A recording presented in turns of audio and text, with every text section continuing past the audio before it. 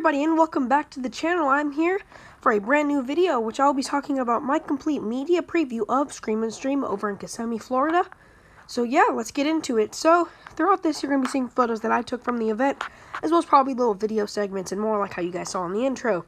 Yes, just going to let you know all these photos and images are photos that I did take, so, just going to make that clear.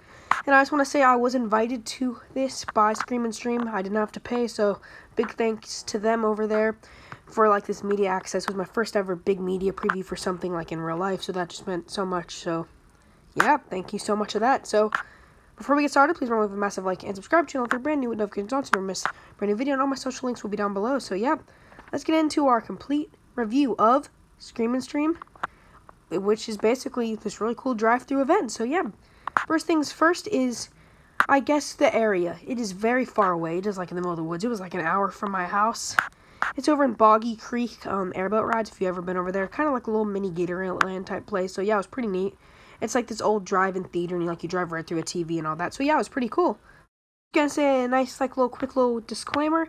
This video is not intended for, kids under 13, because this event is parental guidance is advised. So yeah, I'm just gonna say that real quick. To my opinion, it wasn't that scary, but there will be some images throughout this video that might be a little sensitive if you are very sensitive to like minor blood and gore. So yeah, just gonna get that out there. But yeah, let's begin.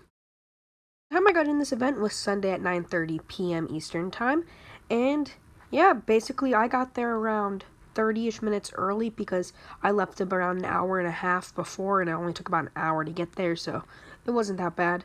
And when I get there, it's like this little house, and it wasn't that crowded. I felt really safe. Their safety protocols were incredible. They required every actor, every guest, or anything to wear your masks at all time. If you're in your car with all your windows rolled up, you do not have to wear a mask, but obviously that's not that fun. So I obviously rolled a couple windows down, so I had to wear my mask. And yes, I did have my dad over driving me, since, you can't have a driver and record, so I needed to get somebody. So if you hear him in a couple of my videos, that's why. I was recording most of those scenes throughout the whole video. I was gonna vlog it, but I decided just to do a bunch of images and voiceover instead, because there was a lot of wind, and there was a lot of sounds in the area, as well as a lot of other creators there, and I just don't want to feel uncomfortable getting in their way, since this was my first thing. And now I do kind of regret it, but next time I'll know. So yes, this was Scream and Stream. This right here is an image of the outside patio deck. It is completely empty, as you guys see. The little light in the back you'll see is the Fog Queen's little area. You can see like the welcome sign. I did take a picture in front of that, but it does show my face, so I'm going to show you guys when I show my face later in my YouTube career, maybe, I don't know. But yeah, they had like a little hut that you have to walk through. That was the only time that was a little close quarters.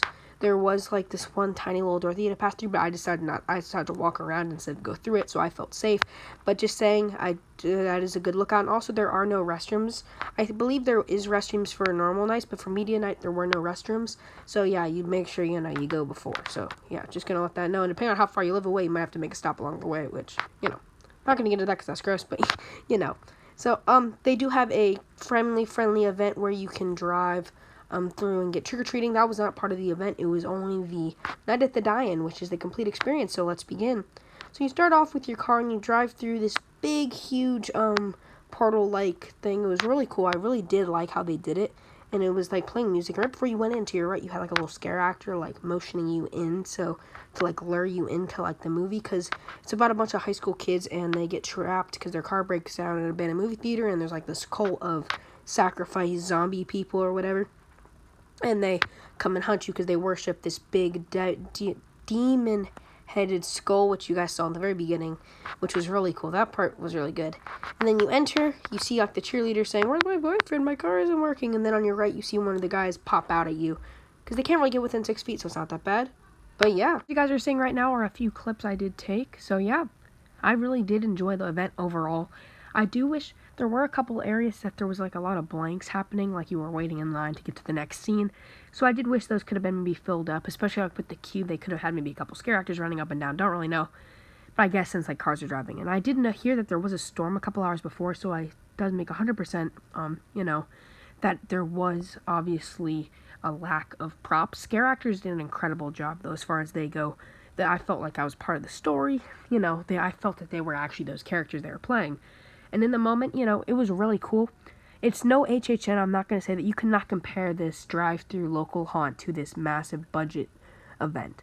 But for what it is, I thought it is an incredible experience. It's around $30, so it is per car though. So bring like a bunch of your buddies, like bring like maybe, you know, if you have 5 seatbelts in your car, bring 4 of your buddies and drive down. Just make sure you have one designated driver because, you know, they cannot take photos or videos.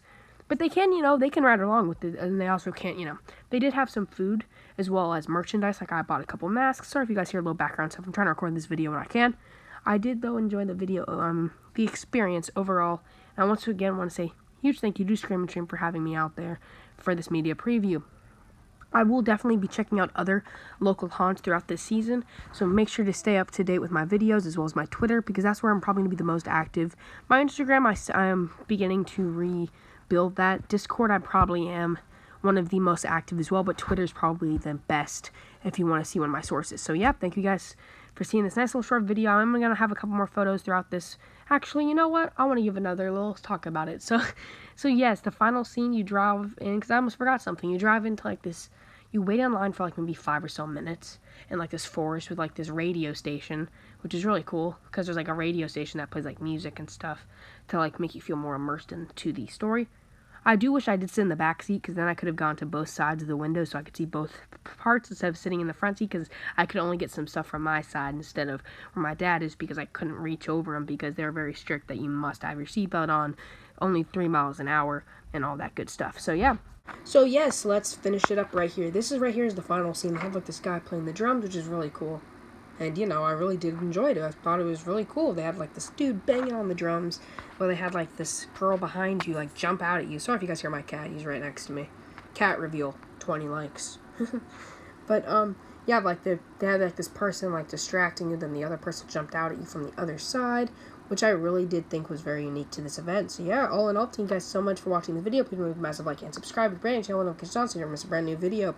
Once again, I know I've said this, like, 5 times, but I really do thanks Scream and Stream so much for inviting me out for my first ever media event ever, like, in the history, and I'm always going to remember this. Even if I don't get invited to any more media events, I will always remember that this was, like, you know, I gotta do something just based off my YouTube channel and for what I love. So, yeah, thank you guys so much for watching this video, and have a great rest of your day, everyone. See ya! Bye!